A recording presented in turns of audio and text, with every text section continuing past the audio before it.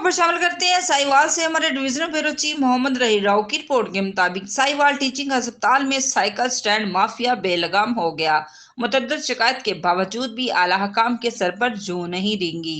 मरीजों के साथ आए लवाहकीन जलीलो ख्वार हो गए। साहिवाल टीचिंग अस्पताल का पार्किंग स्टैंड माफिया आपे से बाहर हो गया। शहरियों की तरफ से की गई दर्जनों शिकायत के बावजूद भी आला हकाम के सर पर जूं नहीं रेंगी। टीचिंग अस्पताल का पार्किंग माफिया ने आला हकाम के अशरबाज से अपनी उजारादारी कायम कर रखी है। मोटरसाइकिल और साइकिल के 10 और 20 के बजाय 30 रुपए धड़ल्ले से लेना मामूल बन चुका, जबकि ठेके में 25% 10 रुपए मुकर्रर की गई है।